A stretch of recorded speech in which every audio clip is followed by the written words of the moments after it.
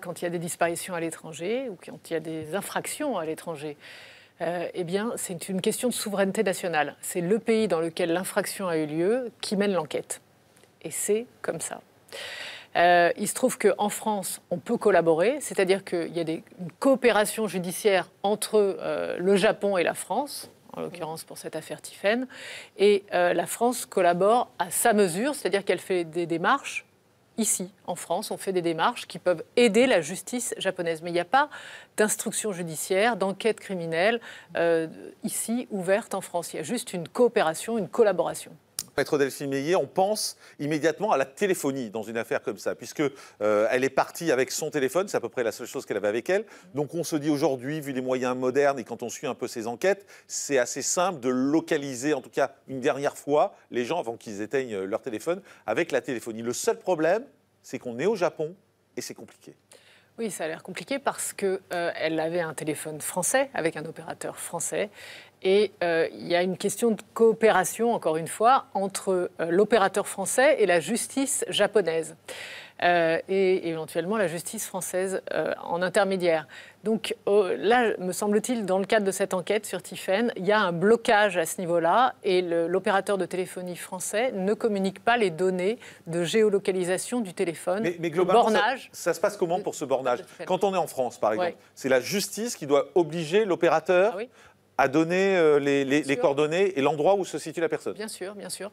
La justice contraint tous les opérateurs téléphoniques, et pas que les opérateurs téléphoniques, également les réseaux sociaux, à donner l'historique du bornage, l'historique des données transférées, l'historique des messages. Quand bien même ils ont été effacés, on obtient toute la vie à l'instant donné de la personne qu'on recherche. Oui, excusez-moi, maître, mais là, on est dans un cas quand même qui est un cas grave. Oui. C'est une personne qui a disparu, cela fait plusieurs semaines.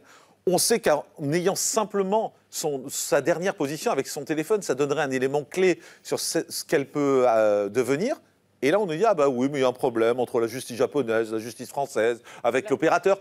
On se dit quand même, enfin, soyons un peu sérieux, quoi. Il y a quand même une jeune fille qui a disparu. Oui, mais il y a la question du temps. Si vous voulez, elle a disparu le 27 juillet.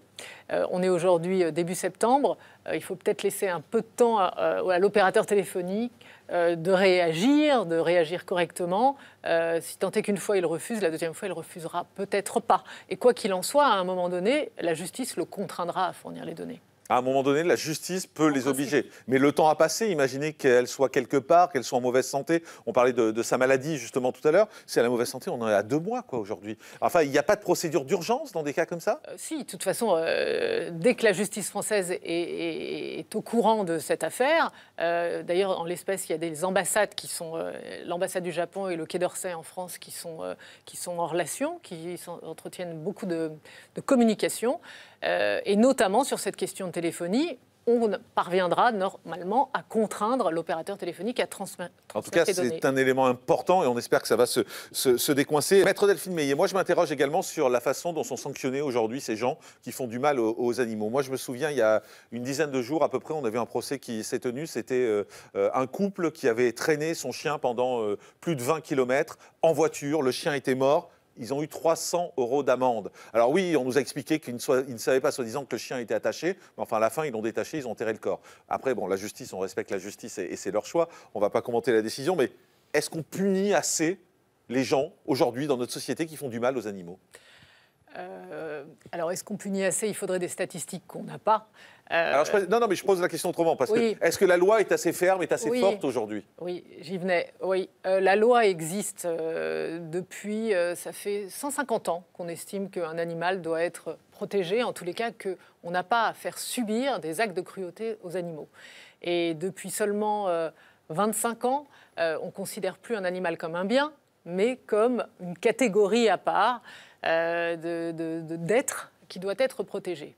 Alors, la loi prévoit que lorsqu'il y a un acte de cruauté commis à l'égard d'un animal, la personne, l'auteur, est passible de 2 ans de prison et de 15 000 € d'amende, sans parler des dommages et intérêts. Ça, c'est le maximum. Ça, c'est le maximum. Et on parle des animaux domestiques, parce que sont protégés les animaux domestiques. Mais par exemple, quand on tue un animal, violemment, ou quand on décide de tuer, c'est un meurtre? Non, le meurtre n'existe pas. Il n'y a pas de crime.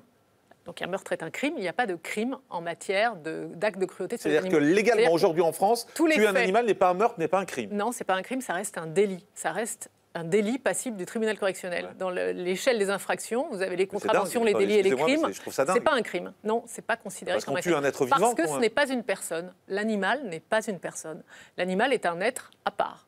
Et on ne peut commettre des crimes qu'à l'égard d'une personne.